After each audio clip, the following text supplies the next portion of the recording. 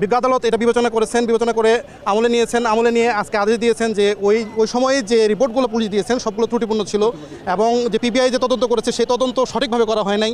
তারপরে যে এইখানে যে আমাদের নারাজি দেওয়ার যে বিষয়টা ছিল সেখানে আমরা করোনাকালীন সময় যে এই সালমান শাহর যে মা ছিলেন যে আসতে পারেন নাই বিভিন্ন কারণে, ওইটা আমলে নিচ্ছেন যে যার কারণে আমাদের এই ডিভিশনটা মঞ্জুর হলো। অর্থাৎ আমাদের এখানে বিজয়টা হলো যে একটা অপমৃত্যু হিসেবে চালিয়ে দেওয়া হয়েছে 25 বছর।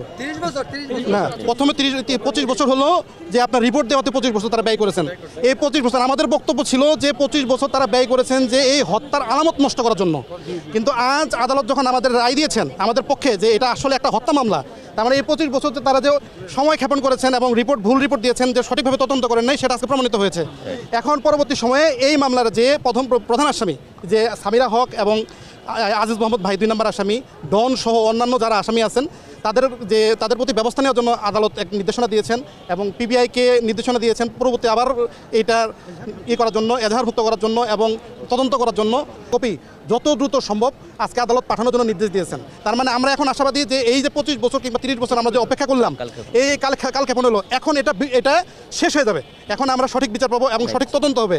আমরা আশাবাদী যে সর্বোচ্চ আশাবাদী যে এই মামলার যারা আসামি, এই মামলার যে প্রধান আসামি সহ অন্যান্য যারা সহযোগী আসামি ছিলেন তাদের মধ্যে একজন 164 দিয়েছেন। আজকে আদালত এটা পরে শুনিয়েছেন আমাদের যে ওইখানে উনি 164 স্পষ্টভাবে বলেছেন যে অভিযুক্ত আসামি যাদের নাম এখানে উল্লেখ করা আছে তারা সবাই জড়িত ছিল। সামিরার যে ব্যাগে যে ওষুধ পাওয়া গিয়েছিল সেটা হলো লোকাল অ্যানেস্থেসিয়া যেটাকে বলা হয়, যেটাকে মানুষ মানে অজ্ঞান করার জন্য ব্যবহার করা হয়।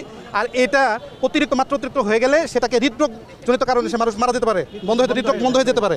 আবার আরেকটা বিষয় বলা হয়েছে যে তার বুকের ডান পাশে এবং বাম পাশে আঘাতের চিহ্ন পাওয়া গেছে এবং সেটা কালো দাগ হিসেবে ছিল, যেটা আদালত স্পষ্টভাবে বলেছেন যে এইখানে যে আঘাতের চিহ্ন পাওয়া গেছে সেটা অপমৃত্যু হতে পারে না, আত্মহত্যা হতে পারে না, সেটা অন্য কোনো ব্যক্তি কিংবা অন্য কেউ তারা অন্য মানে বেশি ব্যক্তি তারা আঘাত হতে পারে, শক্ত কোনো আঘাত হতে পারে।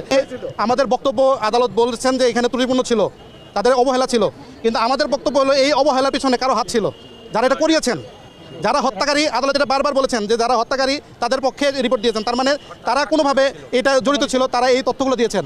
এবং আদালত আমাদের একটা জিনিস দেখিয়েছেন, সেটা হলো যে তারা কিছু ছবি আঁকেছেন পিবিআই, যেহেতু কার্টুন ছবি, তারা এখানে কার সাথে কথা বলেছেন, কার সাথে ফোনে কথা বলেছেন, কখন কি করেছেন, এই বিষয়ে এই কথাগুলো সে আদালত আমাদের বললেন যে এটা শুধুমাত্র যারা আসামি অভিযুক্ত যারা তাদের কথা শুনে এই ছবিগুলো একে আদালতে দিয়েছেন। কিন্তু আদালত বলেছেন এটা পুরোটাই ইরিলেভেন্ট, এটা প্রাসঙ্গিক নয়, অপ্রাসঙ্গিক বিষয়, যেটা তদন্তের ছাড়তে দরকার ছিল না। ফলে যে আজিজ মোহাম্মদ ভাই, সামিরা এবং অন্যান্য যারা আছে, লুসি আছে, সকল আসামি তাদের বিরুদ্ধে আদালত যে কোনো সিদ্ধান্ত নিতে পারবে। এখন তাদের বিরুদ্ধে আজকে থেকে বিচার কার্যক্রম শুরু হলো।